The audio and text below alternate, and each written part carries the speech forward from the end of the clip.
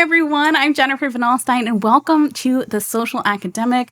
Dr. Walter Greason is back for another interview, and he brought his collaboration partner for the graphic history of hip hop, Tim Fielder. Oh, I'm so happy you're both here.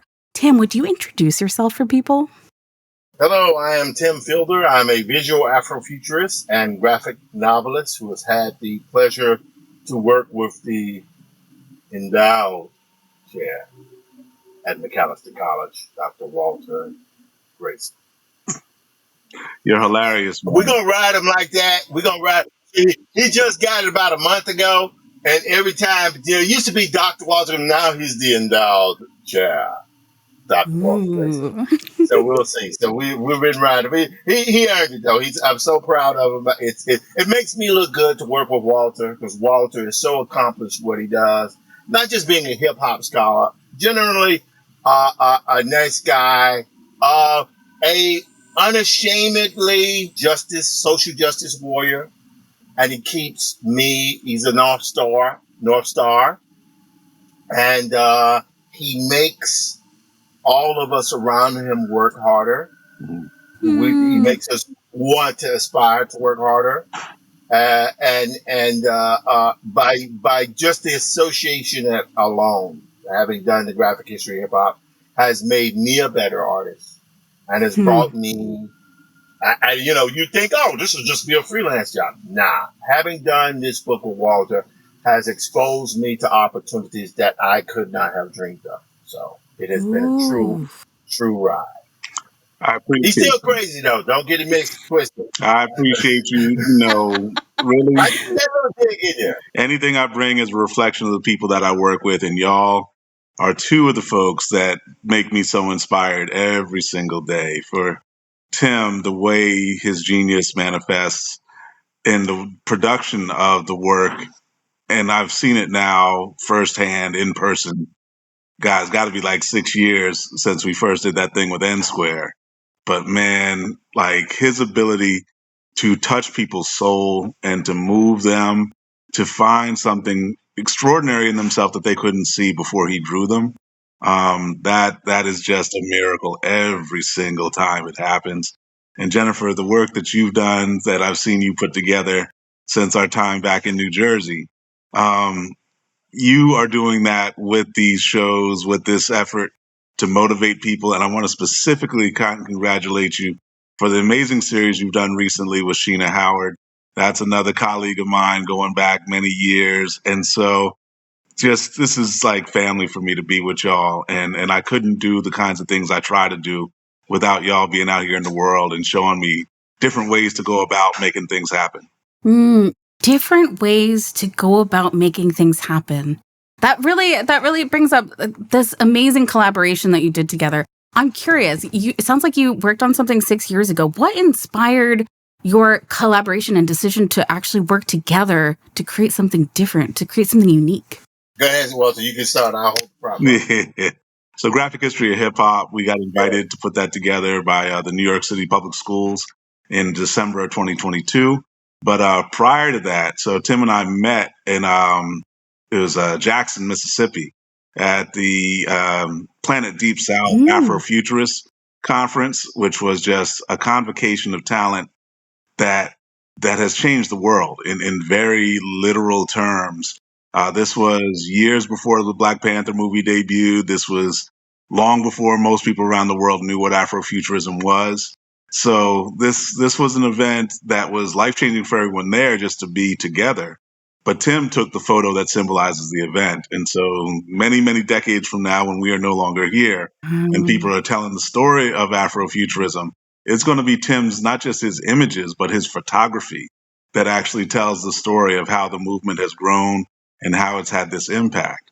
And so that photo still lives in all of our hearts because his skills with the selfie are unmatched. And so that was one of the moments where I was like, this dude has got it. Whatever he's got, I need to stay in touch and be a part of it. And then a couple years, I want to say 2020, 2021, we got invited by Ronaldo Anderson, 2022. And I'm sorry. I'm jumping. Yeah, no. And then we were trained and technically how to be futurists by a consulting group that works with the Air Force. And so they were working on how to imagine a world Wow. without nuclear weapons. And that's what convinced me that I had to work with Tim, Mm. is that I'm there talking about all this policy and structural reform and how do we actually build a safer world for the future. And he literally instantly created visualizations of the things we were talking about. And I was like, dear God, like that's the most amazing thing I've ever seen. And so that when I saw that, I made a note that the next opportunity I had to ask him to do something, I would. And sure enough, December 22, managed to catch him. I think it was around Christmas time. And so he was like, oh, this dude, I don't know, we'll see. He came on board and was like, all right, I'll take a shot. I'll take a shot. And man, it has just been warp speed, Star Trek ever since. It's just every day some amazing new thing happens for us. So yeah, this has been spectacular. I'm sorry, Tim. Yeah, you tell the story better than I do. No. He's right. It's just that's the thing. It's like I'm not the fastest artist out there. I tend to do fully rendered work. I use advanced technology. I use everything on my work. But unlike other projects I've worked on, this project doesn't seem to want to die. So even when we did South by Southwest, was there, and I thought, okay, we're done. It'll slow down. Then, we did the Spin magazine, what featured us in their December physical issue. Told us, well, we're not gonna, you guys, we won't do the online version, just in the print version. Then without announcing, bloop, it pops up in the online version. That's like, so that's what it's been. It's been that kind of thing that seems to be an experience in perpetual momentum, right? Ooh. And it's been that kind of experience. It's like I know so much more about hip hop than I did when I started. I mean, I'm not Walter. I'm not a scholar like that, but I have been forced to learn about the form, and it has made me a better artist as a result. Ooh. Dramatically better artist, and we'll see. We'll see what happens. But in 2022, he called me, and we put it together, and it first it was like a floppy. We thought it was 100,000 copies of this floppy distributed into the New York City school system. Then we were told it was 150,000 copies, but we learned 2 weeks ago that it was 200,000. Is that correct, Walter? Yeah, that's what Joe's been talking Which about. Wow. Yeah. 200,000 copies, which is kind of frightening. But hey, what you gonna do? Don't put 200,000 copies of that book in those schools. So it's in there, and then we're working on volume 2 now. And our partner Christina Hunsbrook Lamatina partnered with us, and we decided to do this here, which is the full-on graphic novel version. So that Wow. 24-page version became a 92-page graphic novel, which of course was done. It wasn't planned like that. Like Yeah. I always use this joke. Will be good. It's like never request a timeline from a historian. Don't do that. It's like really. I didn't know what that meant when someone told you. What do you mean? Don't give them a time. Don't ask them for a timeline. They should know. No, it has nothing to do with what they know. They will go above and beyond. So the book was out, a lot of media, people were downloaded, we were on TV and everything, traveling around. We did this New York tour, it was insane. And Christina's like, we got to do something else because they're giving the book away because it was free. The DOE version was free, right? So you can download it right now. But we wanted to start a company. So we started a company, miraculously named the Graphic History Company. Seems so self-explanatory. So we did that. Yes, we did that. And I asked Walter, hey, man, I need you to give me a timeline because I want to put this timeline. and I'm going to put it on the website. And I'm thinking, you'll do it by decades, the 70s, 80s, the 90s. It would just be a few paragraphs and I could do it. This guy comes back a day later with 45 years worth of history. And I'm like, oh my God. Because I just remember saying, there's no way I'm putting this on the website. This is the graphic novel. This is the expanded version. And of course, we added dates, moved stuff around, and it came out to, I think it starts in 1964, and it goes all the way to 2006. This is just volume one. We could not finish the entire history of hip hop in one volume. We're doing 3, and it still won't be done. But it's as far as we're going to take it, But yeah, it changed my life. I thought when I did it, this is going to be a basic freelance job. It has utterly failed in that department. It has been a career-defining moment for me, for sure. Yeah, we knew we had to do something bigger. We knew we had to do something big because when we went to Queens and the middle schoolers stormed over the tables and grabbed us and pulled us to the floor, demanding that we sign copies, we give them more copies. Tim was very wise to get a hold of video from the teachers who witnessed the mass assault. And so it's just been this thing where we go to DC, we go to Virginia, we go down to Louisiana. Tim was just at South by Southwest in Texas. Everywhere we go, the energy around this book is so enormous. And that's the thing. It's not just in the New York City schools. We're getting adoptions from every major city school district in the country. I was just talking with somebody in London who's talking about adoptions over there. So it's far larger than anything we anticipated when we first started trying to put it all together. Now, what is an adoption? Just because some people who are listening to this may not understand what that means. Yeah, it's when either a school or a district looks at their student body, looks at their curriculum and says, oh, we need this to be part of what we teach. And so the hundreds of thousands of copies in New York City, they're just there on demand for everybody in the city.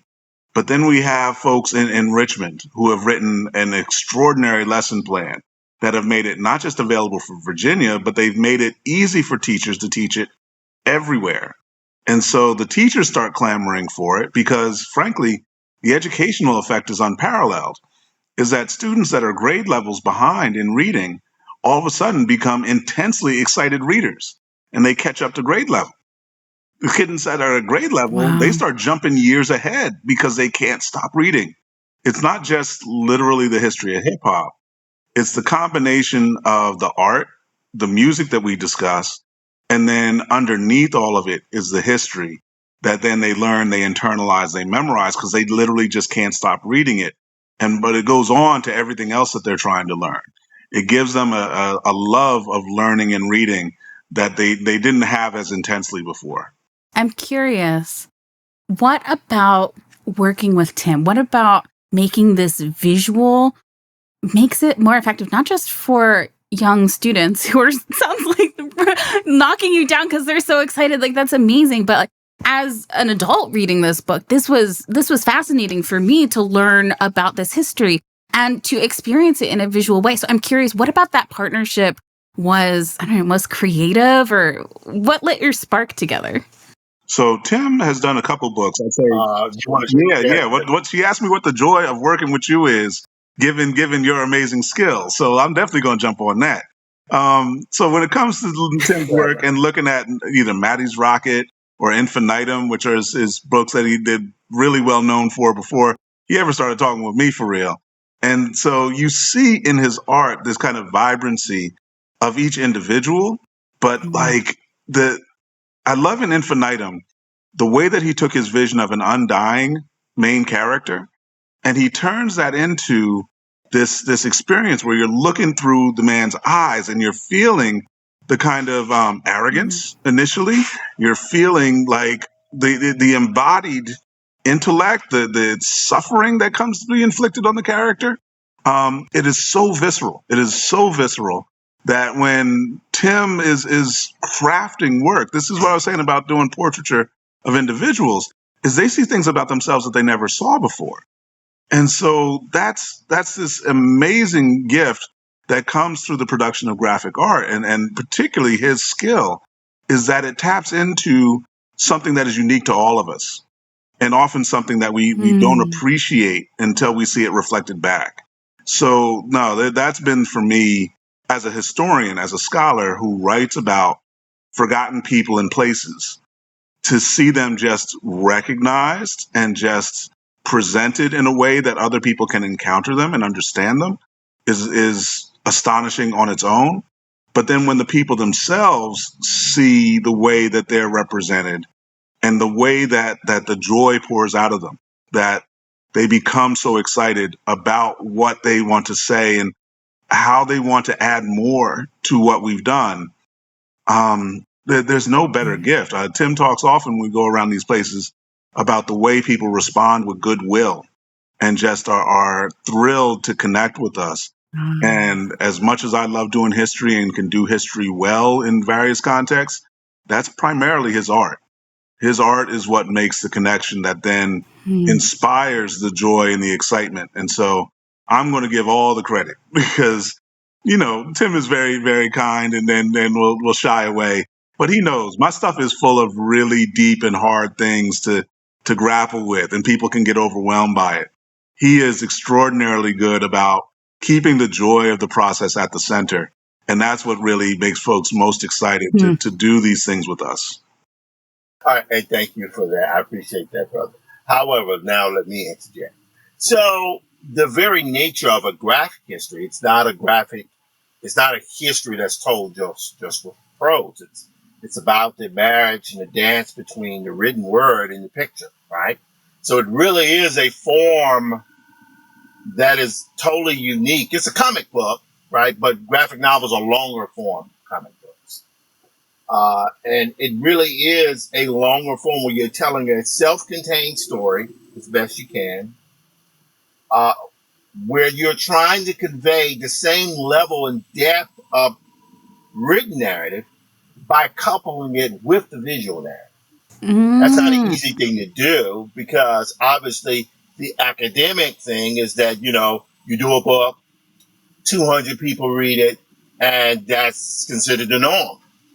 The idea of doing this book, at least for me, was about taking that very learned uh, uh, academic style, right? Which the floppy was initially done for 11th graders. And then the challenge Oh. when we expanded it actually broadened, as far as I'm concerned, broaden it so that it could expand to different ages of people who are much older because we began to deal with more and more and more obscure stuff in the story. Mm. So you had your Arsenio Hall, which was, everybody knew Arsenio Hall, but then you have that thing where you said certain acts I had never heard of, but doing Oh. it within a context like, I forget who was the one with, what's the one with the World Trade Center? That group. What Oh, was that? that's not That group. group? That's Immortal Technique. Uh, That's Immortal Technique. He's right, basically New York City right. rapper at the turn of the century, and still does amazing work today. Exactly. But the way we did that image, we had it juxtaposed with the World Trade Center accident. Because Ah. hip hop is not some you know, separate part of culture. It's a part of black culture, American culture, Latino culture. It's world culture. And so the challenge for me was taking this very real kind of uh, real dense, almost Tom Clancy level geopolitical perspective and seeing how he intermixed it with hip hop history. And so my job was how do I make this stuff look good and be informational? So it's not just dealing with it's like, yes, you want the images to look good, but you also want them to serve as an infographic, if you will. So it was that Mm. kind of blend of those things that I have to say has absolutely made me a better artist. I know I keep repeating that, but I think uh, it's made the field of graphic history move forward. I mean, there are other books. There are books out there, March, just goes on and on out there, Mouse, that are great. But I'm very proud of this book because it's moved this form, right? Which in this time today, you got book bannings and all like things like Yeah. that. Our book has been able to somewhat survive because it doesn't even really matter your political background. Everybody listens to your book. It literally cuts across the board. And to be involved with such a project that succeeds on an artistic level, but then it begins to potentially and progressively affect public policy. That's when you really Mm. get in the grease. Because then it's not just a vanity project based on entertainment. You're influencing the way people run their school systems, the way they run Right. their interactions with their educators. I mean, there's a reason why we just were the keynote at the Minnesota Council for Social Studies thing. And it's because beyond the fact that, we're nice guys, we're always going to have fun, we're going to bring the joy, bring the fun, there's still this context that the teachers can not only get the information, but they get information from how we present that they can take back to the classroom. And I think Mm. that's what allows what Walter and I do together. We've done a lot of. I've done some talks before, not a lot, but the last year and a half, we've done a lot of these things, and we've refined to such a point now that now we're probably going to start bringing music, some form of that, into the Wow. presentation. So that's literally where we're at. I'm sorry, that was a droning on answer to your question, but that was how. I loved it. I loved it, especially because what you each gained from this collaboration by working with each other was a spark that really rippled. It had like ripple effects for education systems, for students, for other educators that are seeing themselves in what you've done, in the sense that like, oh, maybe I could do something like that too. Maybe I could create something that's a little different. That's not maybe the traditional academic monograph, but still has the potential to influence public policy and practice. It's comics or the sequential art medium has the ability to connect with people, allows people to move into the process of reading much more easily. And this is not just for kids, it's for adults too. But I believe, particularly due to the travels that Walter and I are engaging, and like I said, there have been other graphic novels before that, but because we pretty aggressively, I would have maybe tried to well, not really. Nah, we pretty aggressively engaged the EDU sector. Yeah. I mean, very aggressively in terms of both the, local school systems, but then on the college level. So we're doing all of it at the same time. I know so much more. Like, I didn't even know there was a convention system for social studies. I didn't know that. I thought, well, it's just comic book. Like, no, they have their whole convention scene too. And what's happened is I believe that we are now starting to influence other academics to take the jump because they're using what we do as a model. Yes. And it's not like some standoff thing where you have some larger than life figure. It's just regular dudes, who are out there. I mean, well, the endowed chair will never be regular, but you get my point, though. It will be. You know what I'm saying? We're regular guys who are doing our work, and other academics are seeing that, we could do that too. So it's all for him. And the field of what could be told is unending. What felt different about creating this book and seeing it out there, seeing it in the hands of students, as opposed to your academic monographs? And I'm not saying like some books are better than others, but I'm curious how it felt in terms of that actual interaction with the readers. Oh, it's amazing.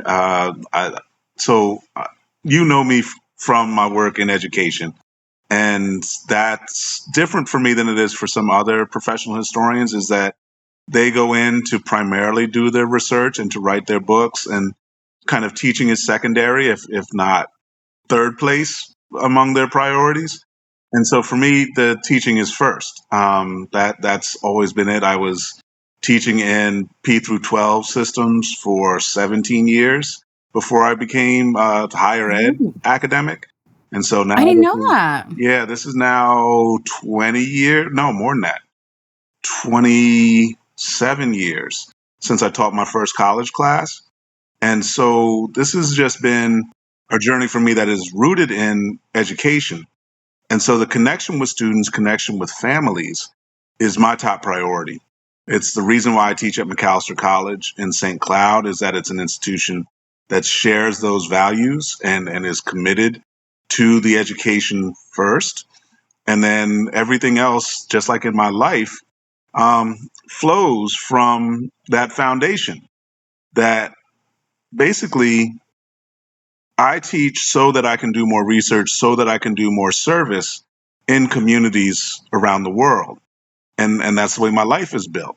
Um, to then come up and find a tool like like graphic history generally, no matter what subject it covers, but specifically the graphic history of hip hop that shows the commitment that shaped who I am. Like I would never be who I am without hip hop. And then from there to then grow that out and have that effect spread to people in every part of the world. Like when we first launched this almost a year ago, we had billions of engagements, like 3-4 billion engagements from people online Mm, looking for what is this? What is this content? How can we get a hold of this? How can we use it? And that's why we have connects in Germany and Japan and New Zealand and all these other places that are pulling on what we do. This morning, some folks from Senegal were in my ear about we need this as part of our national education curriculum. And so they speak French. They want French copies. So we got to figure out how do we reword everything in French. So like it's just amazing for me because that's the highest priority is that we got to do things that other educators never even attempt to.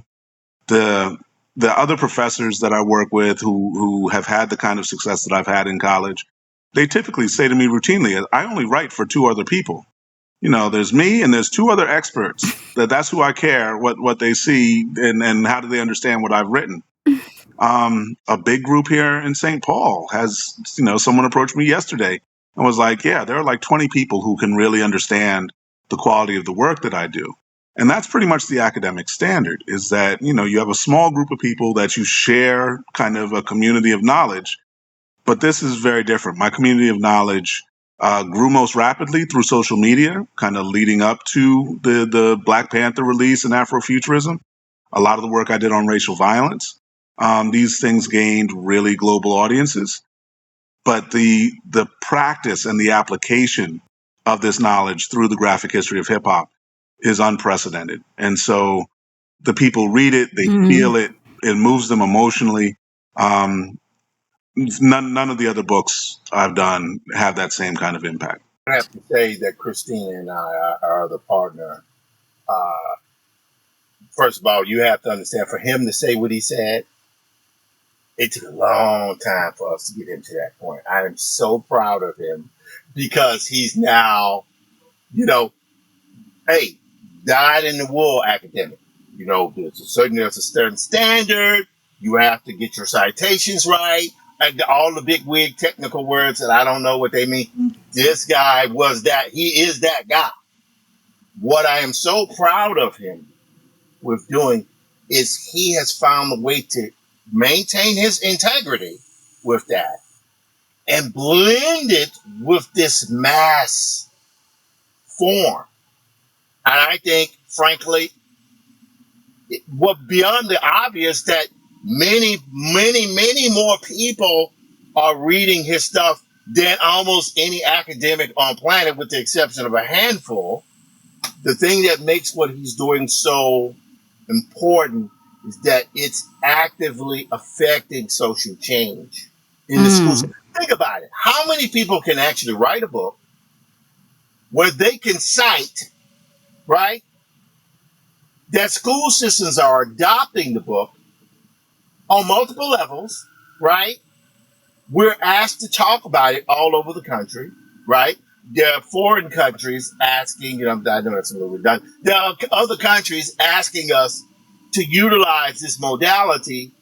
How many people, academic or no, get to have that level of effect?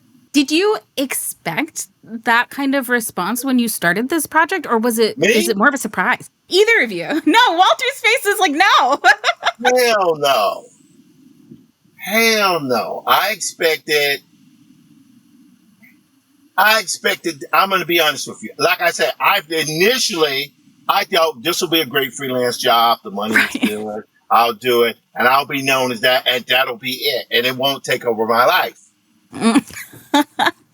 It actually took over my life. It took over my other projects, which have not made my other editors very happy, but it really did. And I'm so glad it did, because again, it's made me a better artist, but it's this the you got different sectors of the and I'll get to it. I don't want to go on drone on too long. There are different sectors of the publishing world when it deals with comics. You have the direct sales market, which is Superman, Batman, Spider-Man, but that industry is actually imploding now as we speak. Ooh. It's because the primary distributor has gone on under and started to sell off their assets. So local comic book shops no longer, it's difficult for them to get access to content. And you know how the marketplace works. The more difficult you make it for your potential customers to get access to your content, that feeds itself. But then there are these other aspects. There's the academic market. There's the graphic novel market, which we're in, but we bridged the academic and the graphic novel market. And then there's manga. So we do graphic novels and academic, right? So what it's done is allowed us to have this ability to be able to effectively surf, and I use that word, both worlds, both waves, if you will. And but I couldn't have told you. I told them, look, guys, we should publish through Ingram. And that was the best I could do. But after a while, it has now taken a life of its own to where the Graphic History Company is a multimedia company. It really is. It's a multimedia company. And it's allowed me as an operator, I have interest in marketing and promotion because I talk a lot, as you can see. But what it's done is allowed me to be able to practice muscles I never thought I would have been able to practice due to this book has got me in the Washington, D.C. set. I never thought that would happen, but it did. It did. It did. It's allowed us to be approached. We've been in the Smithsonian. We've been in the Metropolitan Museum of Art. And I'm sitting up here thinking, yeah, that's right. We did that. And it's all because of this book. If you are watching this, it's time to get your copy of The Graphic History of Hip Hop. And it sounds like, is the graphic novel version also can I buy that? Yes. Yes. Okay. I'm going to go out and get my copy of the graphic novel version too, because I want to see all of the things that didn't fit into this one. I'm really excited to see your art, Tim and Walter, to see this breadth of history that I knew nothing about, to really dive into it. It's exciting for me.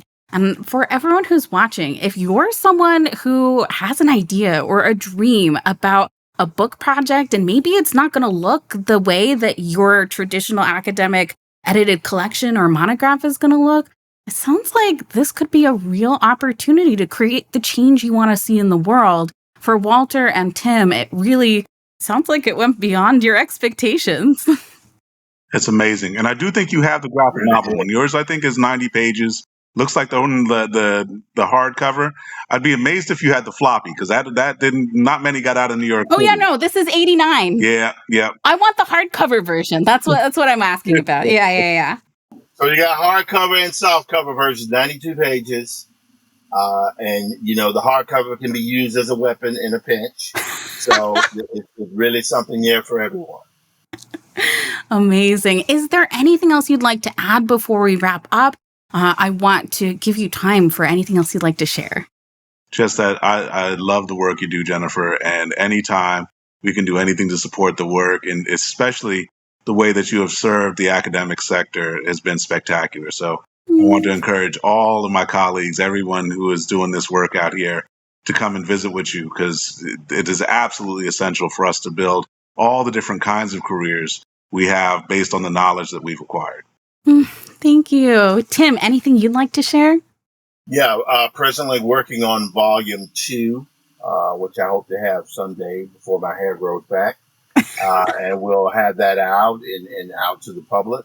And then got to work to a volume 3 and hopefully some news, please, Lord.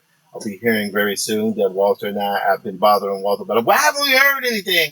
So if that happens the way I want, it'll be really interesting. But I'm not going to jinx it. I'm going to keep it to myself. Fingers crossed. I wish you both all the best with your collaborations and your initiatives, your own initiatives in the future. This has been such an interesting conversation for me. I can't wait to share it with people. And I hope they all go out and get the Graphic History of Hip Hop, because this is, wow. I mean, it's just so colorful and engaging and memorable. I think that even if you're not someone who identifies as like a graphic novel reader, maybe you don't read comics that are in other things, this can still really be engaging. And it was surprising for me to see how into it I got, knowing very little about hip hop. Thank you so much for coming on The Social Academic. Much love. Thank Thank you.